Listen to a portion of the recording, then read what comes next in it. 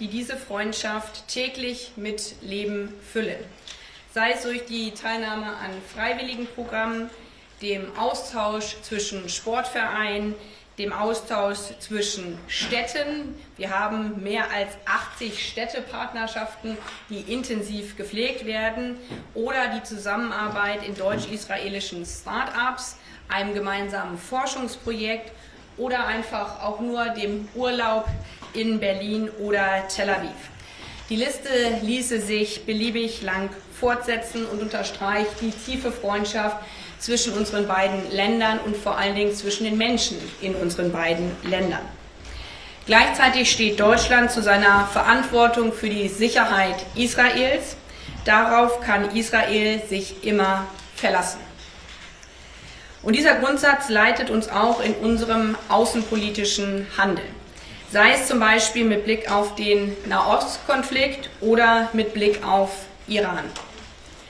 Irans Regime unterdrückt nicht nur in brutalster Weise seine eigenen Bürgerinnen und Bürger. Iran gefährdet auch im gesamten Nahen und Mittleren Osten Stabilität und Sicherheit durch die Unterstützung militanter Gruppen. Uns beide eint die Sorge über die nukleare Eskalation von Seiten Irans und über die letzten Meldungen über die sehr hohe Urananreicherung. Für einen so hohen Anreicherungsgrad gibt es keinerlei plausible zivile Rechtfertigung. Iran darf nicht in den Besitz einer Atombombe kommen. Das ist unsere gemeinsame Haltung und das ist das Ziel unserer diplomatischen Bemühungen. Denn die Folgen einer solchen Eskalation wären für die gesamte Region verheerend. Unser Bekenntnis zur Sicherheit Israels ist eng verknüpft mit unserer Sorge über den Stand des Nahost-Friedensprozesses und der Situation der Palästinenserinnen und Palästinenser im Westjordanland und Gaza. Zuletzt sehen wir mit immer kürzeren Abständen Bilder von tödlichen Terroranschlägen gegen Israelis. Söhne, Väter, Mütter, Töchter, Freunde werden aus dem Leben gerissen, werden völlig willkürlich ermordet, nur weil sie Israelis sind, nur weil sie zur falschen Zeit am falschen Ort waren. Für diesen Terror kann es niemals eine Rechtfertigung geben. Genauso gilt unser Mitgefühl den Opfern der Racheakte vom Wochenende in der Stadt Huwara. Häuser und Autos wurden in Brand gesteckt. Unbeteiligte Familien wurden in Angst und Schrecken versetzt. Väter, Mütter, Töchter, Brüder, Freunde waren auch dort in großer Sorge und haben unglaubliches Leid erfahren. Solche Akte der Selbstjustiz haben das Potenzial, die ohnehin schon angespannte Situation weiter massiv zu verschärfen. Die Verantwortlichen für solche Übergriffe müssen zur Rechenschaft gezogen werden. Stabilität braucht eine Chance auf Gerechtigkeit. Aus unserer Sicht geht daher kein Weg an einer politischen verhandelten Lösung für den Konflikt vorbei. Eine Einigung auf deren Grundlage Israelis wie Palästinenser in Frieden und in Sicherheit leben können. Ich bin überzeugt, es ist im Sicherheitsinteresse Israels, dass junge Menschen in Gaza und der Westbank in Würde leben und die Perspektive für eine gute Zukunft sehen. Und auch wenn manche meinen, dies sei eine längst überholte Idee, aus unserer Sicht ist es noch immer die Zwei-Staaten-Lösung, diejenige, die das größte Maß an Sicherheit bieten könnte. Wir sind dabei nicht blauäugig. Eine solche Lösung steht nicht unmittelbar vor der Tür. Aber wir sind fest davon überzeugt, dass diese Tür zumindest offen gehalten und nicht durch einseitige Schritte, wie zum Beispiel den fortschreitenden Siedlungsbau, immer weiter zugemauert werden sollte. Die Haltung der Bundesregierung ist unverändert. Der Siedlungsbau ist mit dem Völkerrecht nicht vereinbar. Und er ist ein Hindernis für Frieden und Sicherheit. Was es stattdessen braucht, sind eine verstärkte Sicherheitskooperation und vertrauensbildende Maßnahmen. Ich bin daher sehr froh, dass es am Wochenende in Aqaba gelungen ist, sich mit Unterstützung der USA, Jordanien und Ägypten auf Schritte der Deeskalation zu einigen. Ich habe dafür auch europäische Unterstützung angeboten. Natürlich haben wir auch über andere Themen gesprochen und ich habe mich auch aus tiefer Verbundenheit und Freundschaft nach dem Stand der politischen Diskussion innerhalb Israels erkundigt. Ich will nicht verhehlen, dass wir uns im Ausland Sorgen machen über einige gesetzgeberische Vorhaben in Israel. Zu den Werten, die uns verbinden, gehört der Schutz rechtsstaatlicher Prinzipien, wie die Unabhängigkeit der Justiz. Das war immer ein Aushängeschild Israels. Mit besonderer Sorge sehen wir den Plan, die Todesstrafe einzuführen. Wir sind aus fester Überzeugung gegen die Todesstrafe und wir sprechen das überall auf der Welt an, in den USA und Japan, genau wie in Iran und Saudi-Arabien. Vor kurzem hatten wir hier in Berlin den Weltkongress zur Abschaffung der Todesstrafe. Auf der ganzen Welt sind Staaten dabei, sich von dieser grausamen Praxis zu verabschieden, auch weil erwiesen ist, dass sie als Abschreckung nicht wirksam ist. In Deutschland lernt man in der Schule, dass Israel, obwohl es wie kein anderes Land von Terror bedroht ist, die Todesstrafe nur einmal in seiner Geschichte vollstreckt hat, gegen Adolf Eichmann. Das war immer ein beeindruckendes Argument für diejenigen von uns, die Israel auf internationaler Bühne gegen unfaire Kritik verteidigt haben. Ich sage daher als Freundin, ich bin überzeugt, dass es ein großer Fehler wäre, mit dieser Geschichte zu brechen. Sehr geehrter Herr Außenminister, lieber Eli, wir haben heute eine Reihe an Themen besprochen, die wir gemeinsam voranbringen wollen. Aber wie das bei guten Freunden ist, haben wir uns auch über die Punkte offen ausgetauscht, wo wir nicht einer Meinung sind. Das ist immens wertvoll und diesen Dialog wollen wir fortsetzen. Und damit dieses Fundament unserer Freundschaft auch in Zukunft weiterträgt, haben wir zudem noch ein Projekt intensiver besprochen, was mir, was dir, was uns besonders am Herzen liegt. Die Förderung des deutsch-israelischen Jugendaustausches und die Gründung eines gemeinsamen Jugendwerks. Ich bin froh und dankbar, dass auch die neue israelische Regierung, wie du es heute auch unterstrichen hast, deutlich gemacht hast, dass dieses Projekt weiter vorangebracht werden soll. Denn es ist sicher nicht die pure Anzahl an Treffen der Regierung, an Treffen zwischen Außenministern, die die Zukunft der bilateralen Beziehungen prägen wird. Vielmehr ist und bleibt es der direkte Austausch der Menschen untereinander, die deutsch-israelische Freundschaft stark für die Zukunft macht. Daran möchte ich sehr gerne mit dir weiterarbeiten und ich danke herzlich für den heutigen Besuch und diesen offenen, vertrauensvollen Austausch. Dankeschön. Thank you. Thank you, Minister. Guten Tag. Dear Annalena, I arrived in Germany today representing the Israeli government and the Israeli people to emphasize once again our mutual friendship and our deep partnership between our two countries and people. Israel and Germany have a strategic alliance and an unbreakable commitment to the preservation of the memory of the Holocaust and fighting anti-Semitism. And we are working on a daily basis on all levels to make our ties stronger in the spirit of both of our vibrant democracies. The relations between Germany and Israel are unique. Every visit of an Israeli official to Germany holds a symbolic significance based on the history of our peoples and our commitment, the idea represented by the first, never again. Before elaborating more about the issues of the meeting, I want to take a moment to speak about the loss of 3 young innocent souls this week in terror attack in Israel. Hillel Menachem and Yagel Yaakov, 2 brothers, shot to death in the middle of the road by Palestinian terrorists. And only yesterday, another terrible act of terror causing the death of Ilan Ganas, an Israeli-American citizen. May they rest in peace.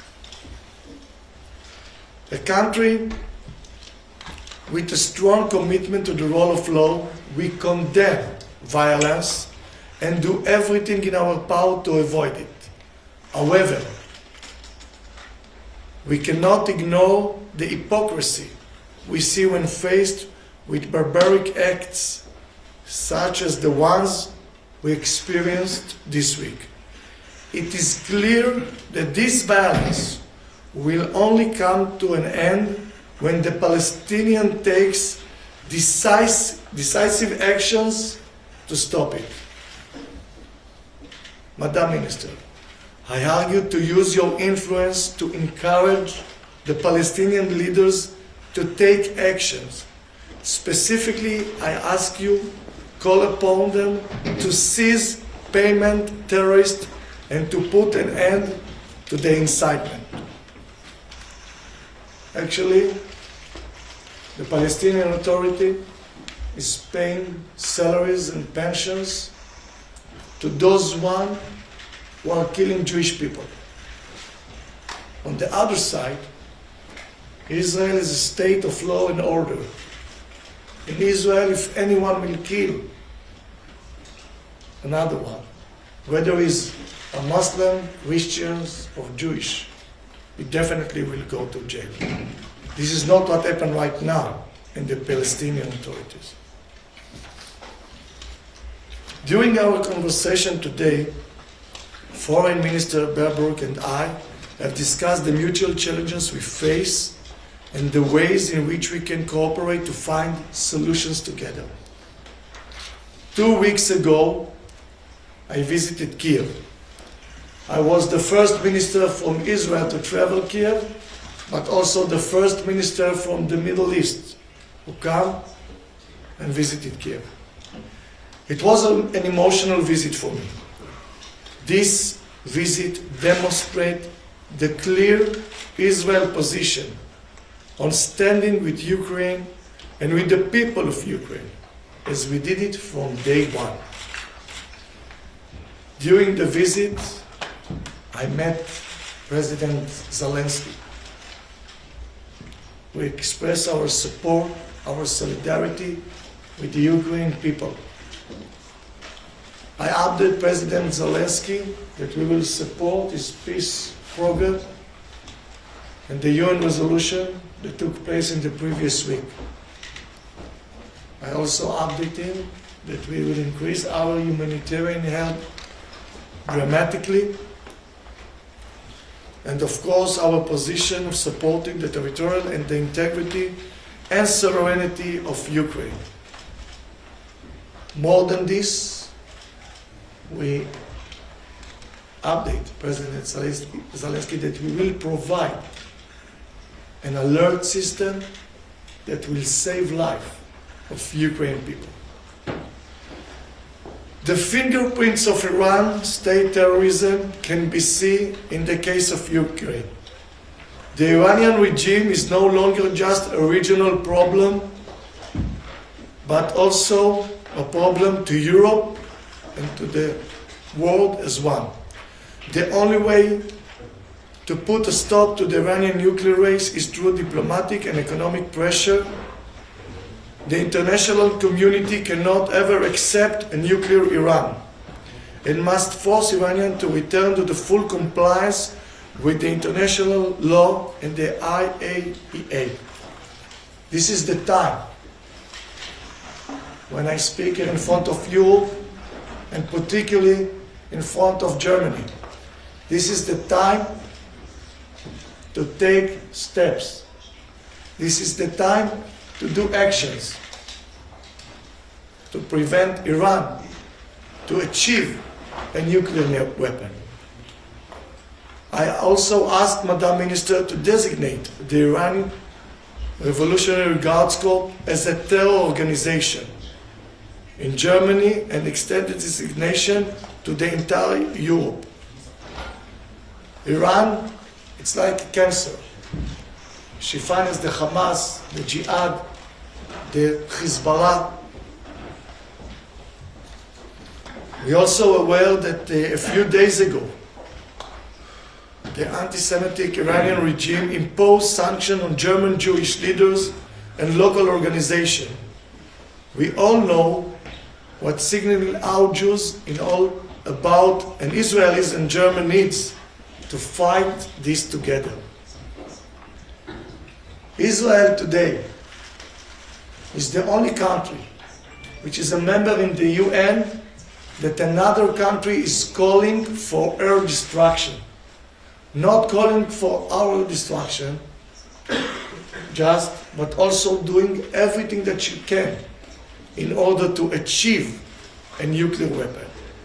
Germany, as a European and the world power, should convey a clear message. Only strong actions will have strong results. And this is the time to make a strong action. The war in Ukraine brought few challenges to Europe in regards to energy and in regards to security. Israel is an important player in these two fields, in the energy and in the advanced defense system, and we are willing to share our know-how, our capabilities with our friends. And Germany is one of our best friends. Israel and Germany have a lot more to expand in our bilateral agenda.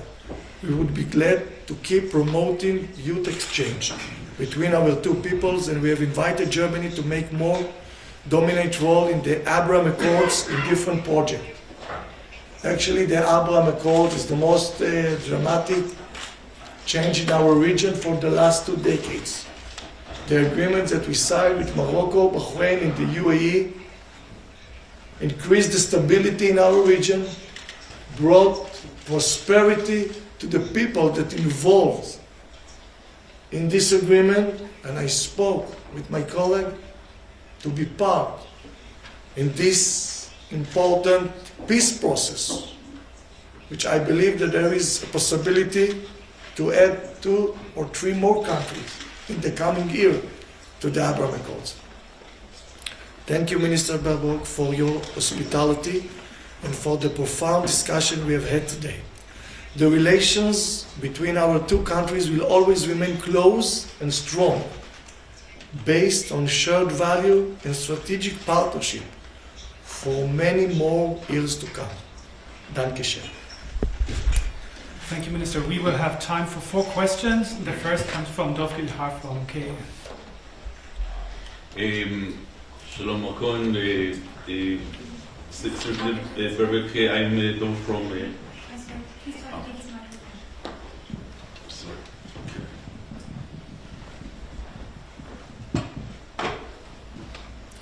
I'm Dov from Israeli Public Television. מר כהן, 2 שאלות. דיברת על כך שצריך לקחת צעדים, לעשות פעולות כנגד, you spoke about actions that need to be taken against Iran. Which actions? Do you mean military actions? Should Germany participate or support military actions against Iran? My second question, in your coalition, there were members that did not condemn and even support the Hawara pogrom. There were people that called it like that. That was the word that was used by some. How do you explain that? The coalition members did not condemn and even showed understanding to what happened there. And Mr. Berbert, if I can ask you, I heard a senior German diplomat said that the German experience taught you that democracy is not only winning the elections. What do you think of that, and what do you think of that in the context of Israeli democracy, rule of law? You mentioned it, but I would ask you to elaborate.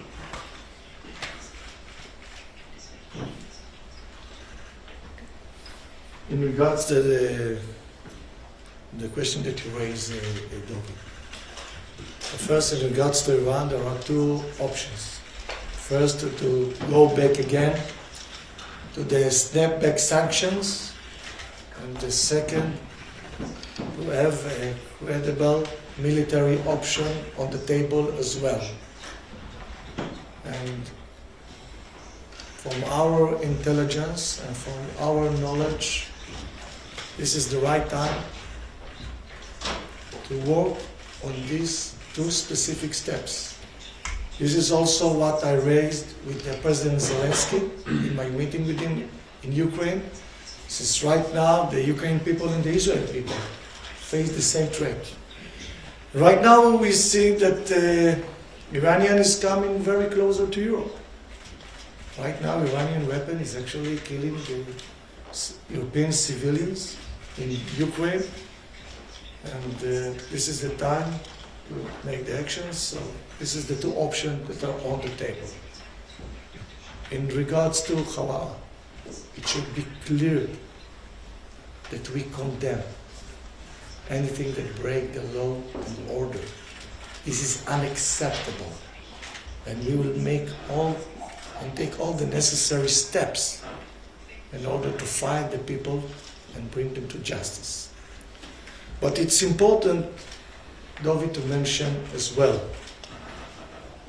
while in Israel we will take all the steps to bring these people to justice, the Palestinian terrorist who took the life of two brothers, his family will be entitled to pensions and salary till their end of their life, which is something that is unacceptable. The Palestinian Authority, it's the only place in the world when you receive payment if you are killing a Jewish guy. So once again, of course, I condemn what happened in Hamas. Thank you.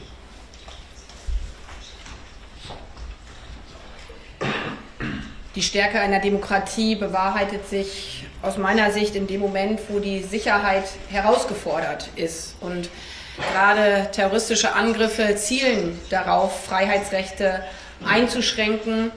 Deswegen gilt es umso mehr, in solchen Momenten Freiheitsrechte zu sichern. The next question comes from Daniel Brössler, Süddeutsche Zeitung. Ja, hier bin ich. Frau Ministerin, Sie haben die Justizreform angesprochen und die Frage der Todesstrafe in Israel. Würden Sie so weit gehen zu sagen, dass die Demokratie in Israel in Gefahr ist? Und es hat Irritationen gegeben in dem Besuch des Justizministers in Israel. Können Sie sagen, dass es eine konsolidierte, klare Haltung der Bundesregierung zur Justizreform in Israel gibt? And Minister, for you the question, you mentioned your visit in Ukraine and the solidarity with the Ukrainian people. What you did not do is call Russia the aggressor and to condemn atrocities and war crimes of Russia in Ukraine. Are you prepared to do that now, loud and clear? Thank you very much. Viele Länder auf der Welt, gerade auch wir in Deutschland, haben immer auch nach Israel geschaut als ein Vorbild einer freien und liberalen Demokratie. Und da haben wir heute auch darüber gesprochen, über Gesetzesvorhaben, die geplant sind, von denen wir gehört haben. Und ich habe bei Punkten, die ich gerade auch schon angesprochen habe, unsere Sorgen geäußert. Denn zu den Werten, die uns verbinden, gehört der Schutz rechtsstaatlicher Prinzipien wie die Unabhängigkeit der Justiz. Dazu hat ja auch der Justizminister, der deutsche Justizminister bei seinem Besuch in Israel schon deutlich gemacht. Wir in Deutschland, wir als deutsche Bundesregierung sind fest davon überzeugt, dass eine starke Demokratie eine unabhängige Justiz braucht, die auch Mehrheitsentscheidungen überprüfen kann. weil Grundrechte ihrem Wesen nach Minderheitenrechte sind. Das schützt aus unserer Sicht der gesamten Bundesregierung nicht nur jeden Einzelnen, sondern gibt auch der Gesellschaft als Ganzes Sicherheit und Zusammenhalt. Das war immer eine Stärke Israels, auch auf der internationalen Bühne. Also, we comment your first question and to emphasize that I'm proud to be an Israeli. Israel is a vibrant democracy. In Israel you can come, you can see people protest. In Israel, everyone can say whatever they think, anytime, whenever you want. And this will remain. And in the end of the day, our judicial reform will strengthen the Israel democracy. In regards to Russia and Ukraine, as I mentioned before, I'm not just the first minister who comes from Israel. I'm the first minister who come to support and express the solidarity with Ukraine from the entire region. The only country from the Middle East. Of course, we condemn the Russian aggression. Therefore, you're all aware that we supported the UN resolution in regards to the peace agreement submitted by President Zelensky. And we are doing the maximum in our unique position. When we all should be aware that there are 600,000 Jews that live in Russia. We are not like your country. Also, Russia is a pivot player in our region, in Syria as well. So I think that we are doing the maximum in all the aspects in regards to Ukraine. Thank you. Thank you. Next question comes from Eda Beck from Israel. Frau Bundesministerin, sehen Sie noch irgendeine Chance für das atomare Abkommen mit dem Iran? Und wenn nicht, hat Israel das Recht, in allen Mitteln sich zu verteidigen? אדוני השר, Minister Cohen, your German colleague has expressed many concerns about the situation in Israel. Do you have the feeling that you have managed to convince her to be less concerned? Thank you. Wir haben in unserem Gespräch sehr intensiv über die Situation in Iran und insbesondere die nukleare Anreicherung gesprochen, weil unsere beiden Regierungen, weil die ganze Welt enorm besorgt ist über die jüngsten Berichte der weiteren Anreicherung. Und deswegen ist es so wichtig, wie mein Kollege, der sehr geehrte Herr Außenminister, gerade auch im Pressestatement deutlich gemacht hat, dass die IAEO, die internationale Atomenergiebehörde, dort vor Ort ist und sich einen Eindruck macht bzw. Untersuchungen unternimmt über diese Anreicherung. Und wir stimmen uns darüber nicht nur zwischen unseren beiden Ländern, sondern auch mit den E3-Partnern und den USA ab. Beim nächsten IAEO-Gouverneursrat werden die neuesten Entwicklungen besprochen werden. Es geht darum, eine nukleare Eskalation Irans auf diplomatischen Wege zu verhindern, denn jede Alternative wäre verheerend. Und wichtig ist, und deswegen war das auch so wichtig, dass wir heute gemeinsam so intensiv darüber gesprochen haben, dass die internationale Gemeinschaft das dem Iran mit einer geschlossenen Stimme deutlich macht. Eldad, I gave some few arguments to my colleague in regards to Israel. I want to tell you that sometime, mainly on Monday, I used to see protests out of my window. And as I mentioned, I'm proud of it. I'm proud to live in a democracy when people can decide and go out of the day and come and protest and say whatever they said in the social media, in the street. And definitely this will continue. And from my point of view, as I mentioned, in the end of the day, the reform with this adjustment or maybe other adjustment, in the end of the day, will make our democracy even stronger. Thank you. The last question for today comes from Cosima Gil, ART Television. Mr. Cohen, I would like to know from you, could you clarify Israel's position on the settlements in the West Bank? The result of the Aqaba meeting was a settlement freeze, but Prime Minister Netanyahu has denied that. Do you distance yourself from the joint agreement? Und von Ihnen, Frau Baerbock, würde ich gerne wissen, Sie haben es gerade erwähnt, es geht darum, eine nukleare Eskalation im Iran auf diplomatischem Wege zu verhindern. Inwieweit ist das Bemühen Deutschlands zur Wiederherstellung des Atompaktes mit dem Iran mit Ihren Leitlinien zur feministischen Außenpolitik vereinbar?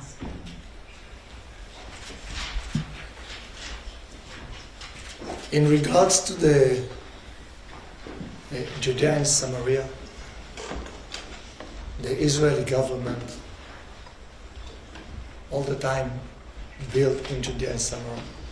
Even the previous government, when they had 61 members in the coalition, when there were even some Arab parties in the coalition, they also built in Judea and Samaria. So definitely we will continue to build there as well. Thank you. Mit Blick auf die Frage zum JCPOA und den Leitlinien zur feministischen Außenpolitik, das ist ein Teil der feministischen Außenpolitik, denn feministische Außenpolitik bedeutet eben auch, mit allen Mitteln, die man hat, diplomatischen Mitteln, weitere Eskalationen zu verhindern. Und zugleich bedeutet es für uns nicht, die Augen davor zu verschließen, dass die Unterdrückung in Iran weitergeht. Das haben wir deswegen gerade beim letzten EU-Außenministerrat ja auch nochmal deutlich gemacht, indem wir weitere Sanktionslistungen vornehmen. Klar ist, dass mit Blick auf die brutale Gewalt, mit der das iranische Regime gegen seine eigene Bevölkerung vorgeht, ein Iran mit einer Atombombe auch für die eigene Bevölkerung, für die mutigen Frauen und Männer keine Verbesserung, sondern eine noch dramatische Verschlechterung der eigenen Situation wäre. Deswegen gehört das eine mit dem anderen zusammen. Damit endet diese Pressekonferenz. Vielen Dank. Dankeschön.